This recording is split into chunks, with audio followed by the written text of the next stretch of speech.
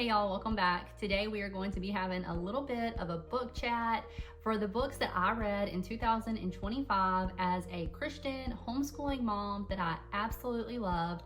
So I have my stack of books over here. I have my notes to try to keep my thoughts organized and my coffee, and we're just gonna jump straight into it. We're going to start with the classics. So classics are something that I have been trying to work my way through. As an adult, I did not read classics very much when I was younger, in high school, or even throughout my 20s. Just within the last few years, I have started to pick up classics and try to make my way through them. I read Great Expectations by Charles Dickens a few years ago, and I absolutely fell in love with the story, and I have just been on a mission to read as many classics these last several years as possible. The books that I'm mentioning today are all 5-star reads for me, so I had several other classics that aren't on this list that were like a 4-star, but I'm not going to mention them today because the video could get extremely long. First one I'm going to talk about is Persuasion by Jane Austen. We're following Anne Elliot. She is in her late 20s. She is unmarried. She was previously engaged to a man that she was persuaded to break the engagement off with, and he comes back into her life now several years later, and this just follows the story of them being reunited, all the ups and downs that come with that. You meet, of course, hilarious characters, likable characters, unlikable characters. There are ups and downs in the story. So I read the book first and then I loved it, but I followed it up by watching the movie, and I loved it even more after watching the movie. Next up, we're going to talk about Jane of Lantern Hill by Ellen Montgomery. I have read Anne of Green Gables and Blue Castle by her and absolutely love them. So it's no surprise that I absolutely love this story as well. Something about her writing style is just, I don't know, whimsical. It's funny, but I don't know. I love everything about her writing. I plan to read all of the books that she has written. But back to Jane of Lantern Hill. So she was raised by her grandmother and her mother in the city. Her grandmother is very controlling, so she was predominantly the one doing the raising, but she has been raised in the city, very kind of sheltered, shut out from the world, and she has been raised to believe that her father is not alive, so she's never met him. But then through a series of events, she discovers that her father is alive, and he actually reaches out and wants to get to know her. So this is a story of her going and meeting her father for the first time. She goes out to Prince Edward's Island where her and her father meet for the first time. They purchase a cottage and she's staying there over the summertime. And it's just about them building a relationship, building a little life together, and then her going back home after the summer is over, back to her grandmother's house. You get to see Jane growing into her independence as she begins to see that things aren't always as her grandmother portrayed them, and it's just a beautiful story. Don't want to say too much, don't want to give too much away again, but it is a lovely story. So if you like Ellen Montgomery, then definitely check out Jane of Lantern Hill. Next up, we have a book that I actually have the physical copy of. So the other two books I read on my phone or I borrowed from the library, but this is Sylvia's Lovers by Elizabeth Gaskell. This was my first novel to read by Elizabeth Gaskell, and I'm going to be honest, this is the saddest story that I have ever read. It does not have a happy ending. So if you like books that have a happy ending, this is probably not the book for you. But I still absolutely loved every bit of this story. It was full of character growth.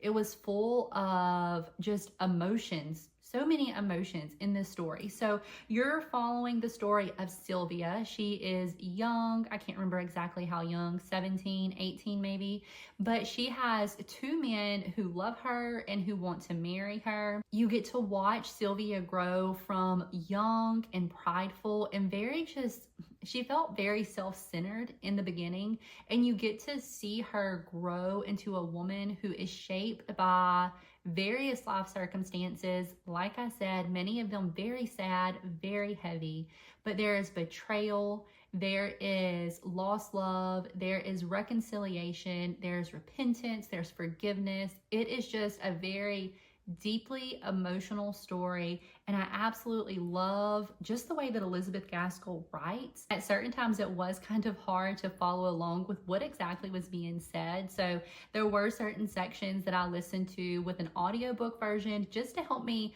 kind of get the flow of their speech, to understand how the slang was being written and how some of the words were being said, to follow along with it. Like I said, if you want a happy ending, this is not it. But after you sit with it for a little while, you really see the depth of the storyline, and it was beautifully done. So 5 stars, even though very sad. Next up is another book that I borrowed from the library, also written by Elizabeth Gaskell. Felt like 2 totally different authors. This was Cranford, and Cranford is much lighter than Sylvia's Lovers. So I feel like I was at 2 totally opposite ends of the emotional scale by reading those 2 books from this author. But Cranford focuses on a small community that is ran predominantly by women. So women who are independent, and they are trying to hold up all of these standards that were common during the time period. This one was definitely more lighthearted than Sylvia's Lovers, and had some comedy mixed into it. I mean, there were certain times that I actually laughed out loud with this one, but there were still deep themes throughout the storyline, and you got to see the care of the women in this community for one another as they were going through difficult times. You felt like you were just right there alongside them, getting to know these different characters. I love a book like that, where it's like you're just hanging out with these different people, you're getting to know them, and that's what this book felt like. Also just done a really good job at giving you a look at what some of the social customs were like during that time period. And overall, just a good read. Definitely looking forward to reading some more of Elizabeth Gaskell's writings, since both of her books that I read this year were 5-star reads for me. Next up is another book that I borrowed. It is Hannah Coulter by Wendell Berry. This is a book that I had absolutely no idea what it was about, but I had seen several people recommend it, so I wanted to give it a try, and I'm so happy that I did. This felt like I was sitting down with somebody's grandma or mama. We're here in the South, so we have mamas.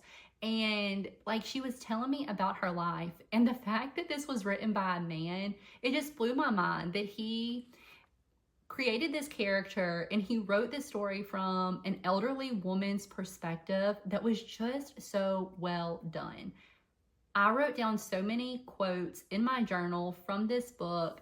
I just absolutely loved every minute of it. It was a story that had so much depth from this woman who is just looking back at her life in this small community as she reflects on the different loves and the losses of her life. And it was just beautifully done. Highly, highly recommend it. Okay, next up we have a Charles Dickens novel. I actually have 2 copies of it here. I have this version right here of Oliver Twist, and it's pretty worn. Picked it up at the used bookstore, but then I found this at another, I think it was at like a resale shop or a thrift store, and it is just a nicer hardback version of the book. It's beautiful. It has a nice spine on it. This is from the International Collectors Library. But Oliver Twist, like most classics, this was another story that just has deep themes in it.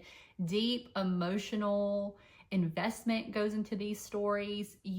Because they're so long and because the development of the characters is so in-depth, you really walk away feeling like you know these characters. You really start to side with certain characters and be angry at other characters. It can be trying to get through at times. Some of it can feel kind of slow, but whenever you finish one of these classic books, you just walk away and you feel like you really knew the characters in that book, and you were just so invested in their outcome and how their life played out. So Oliver Twist is a little boy who is born and raised in a workhouse. He ends up escaping later on in his life, I want to say when he's 10 or 11 maybe, and he moves out onto the streets of London.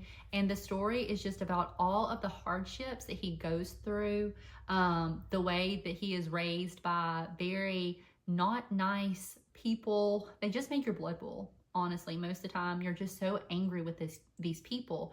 But I think that was the purpose of the story, was to shed light on all of the cruelty and just the conditions that were really true of that time period that he was living in. So this one does have a sense of justice in the end of this story, but again, lots of emotional highs and lows throughout the story. I will make a note that there is a pretty gruesome murder towards the end of this story that I was kind of shocked with the detail that it had in there. I guess I just wasn't really expecting it in a classic novel. So just take that into consideration if that's something that you might be sensitive to, or you want one of your children to read this, that there is a little more detail in the scene than I was expecting.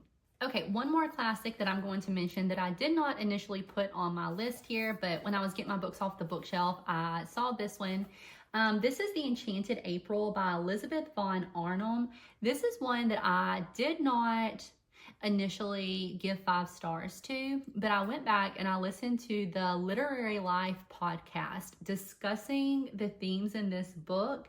And once they pointed out many different things in this story that I missed, I realized how beautiful of a story it truly is. So this follows 4 women who are living very different lives. They are in different stages of life. They have different husbands, or they don't have a husband, and they all have a chance to go to this secluded medieval castle in Italy, and they just undergo all of this personal transformation in their own character, in their own personal lives. This was just a great read during the springtime, and like I mentioned, the Literary Life podcast just really made it come alive for me, so highly recommend The Enchanted April as well.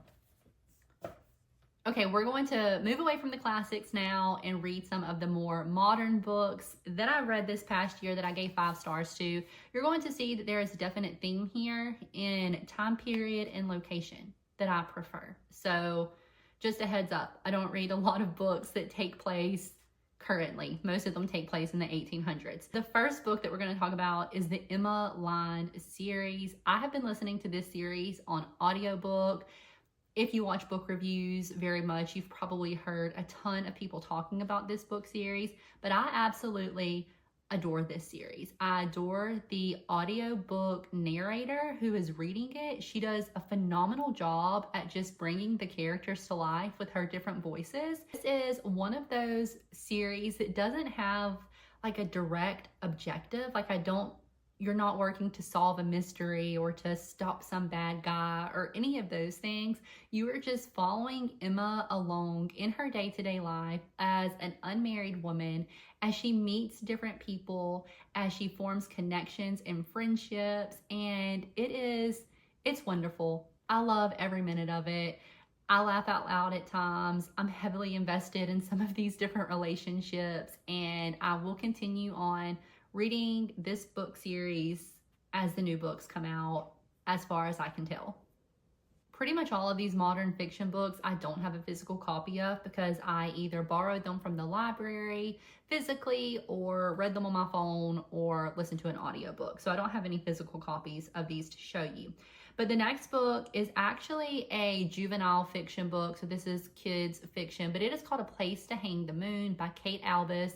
This was a beautiful story. I want to check this book out again and read it aloud to my boys for one of our family read aloud books. But this follows the story of 3 children during World War II.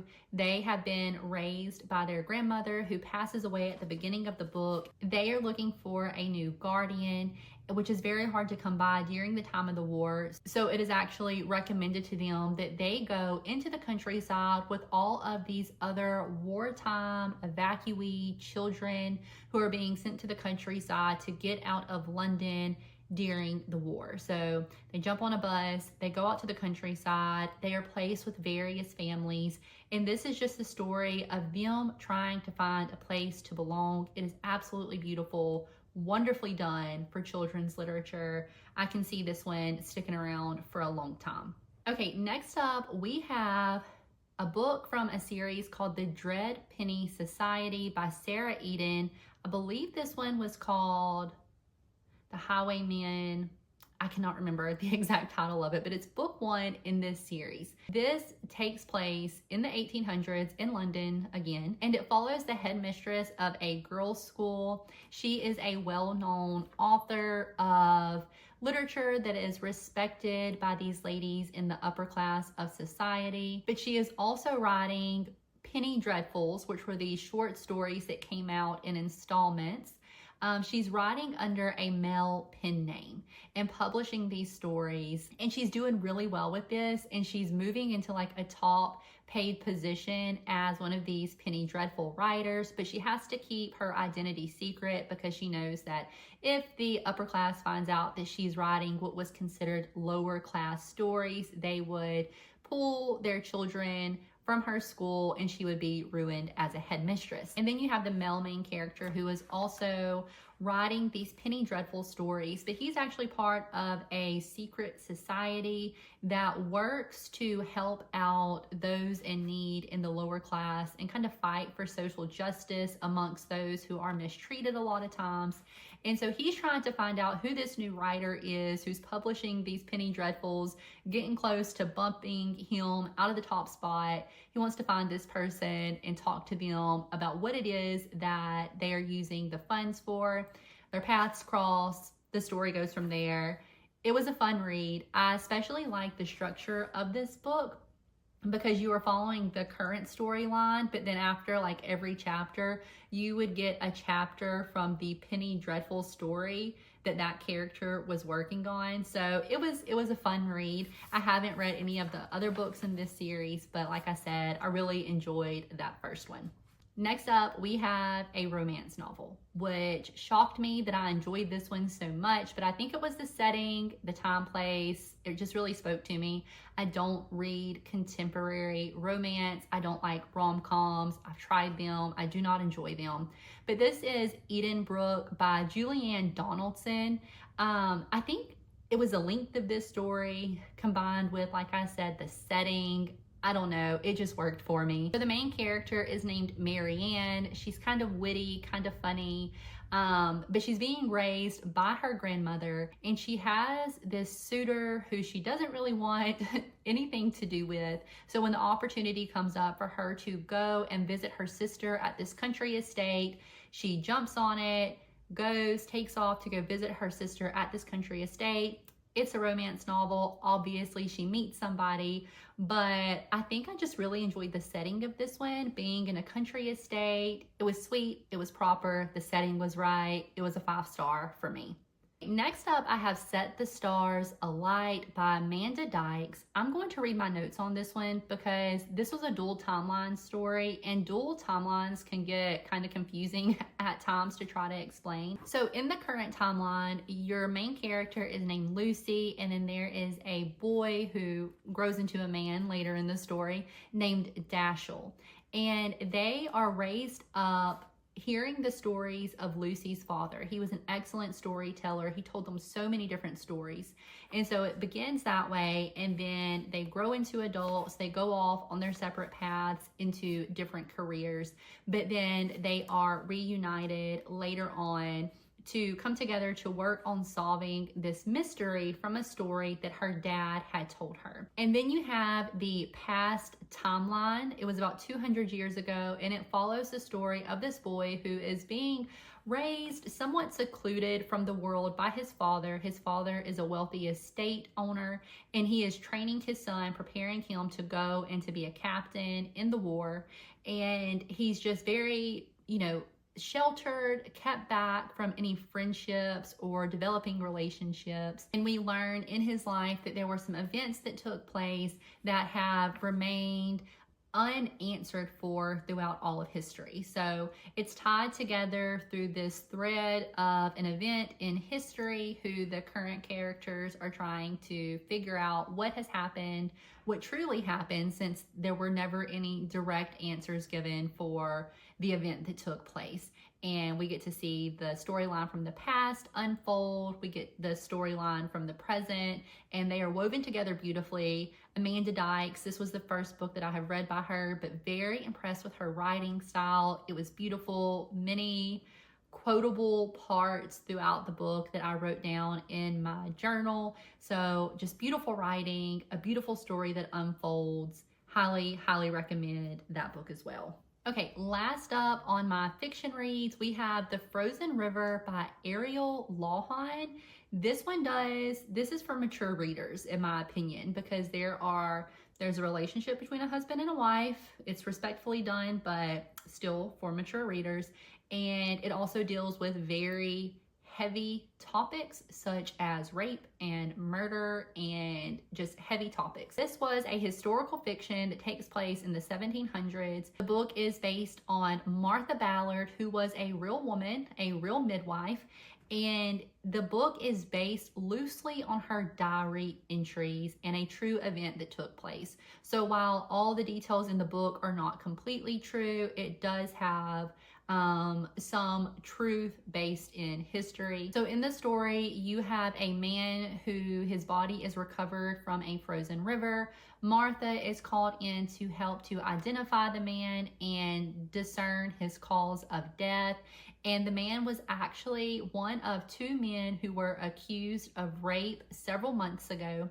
And Martha is very familiar with the entire case. She has written down a lot of details in her personal diary. And the story is based on trying to find who murdered this man, the cause of it, the cover-ups that went on. Like I said, it is a very heavy book, has some intense scenes in it, and for mature readers, but I did highly, highly enjoy this one. I love that it was based on a real person. It kind of led me down a rabbit trail of researching Martha Ballard some more, but this was definitely the best historical fiction read that I had this past year. Now we're going to move into my favorite nonfiction books from this past year. All of these are Christian living, theology-based books. First one I'm going to talk about is called 2,000 Years of Christ Power. This was volume 1, and it focuses on the age of the early church fathers. So this is church history broken down into a 5-volume series, I believe. Very readable. It is not an in-depth study on any specific time, but it gives you a very good overview of the history of the church. Like I said, this is based on the early church fathers, so it goes from the 1st century AD all the way up to the early modern, the early Middle Ages, and just a very good way to learn about church history, or the first part of church history. This is actually a book that I wanted to read for myself, but I also wanted to pre-read it for my son so that whenever they get to high school, I could see if it was a book that I wanted to have them read through. And it definitely is. The author gives a lot of different recommendations for books that you can dig deeper into a specific person or event if you choose to. But overall, for general church history, this was a good read. Highly recommend it. Next up, I have The Purpose of Man, Designed to Worship by A.W. Tozer. This is actually a collection of Tozer's different sermon notes and reflections on worship. So it's exactly what the title says. The Purpose of Man, Designed to Worship. So he's just talking about what man was created for, how we are going to worship something, what our worship should look like, what it should not look like. And this was just a great read. It was, in my opinion, a little easier to read than some of Tozer's other writings that can be very theological and just very deep. Then this was actually a reread for me. This is M is for Mama by Abby Halberstadt, I believe is how you say it, but it says it is a rebellion against mediocre motherhood. If you want to be told that you're doing a great job and just to keep doing what you're doing, then this isn't the book that you want to read. But if you want a book that really challenges you to look at your behaviors and your values and the things that you're doing in motherhood, Highly recommend this one. I love the discussion questions that are in here. I feel like the author does a great job at giving advice that's good advice and encourages you to try to do better.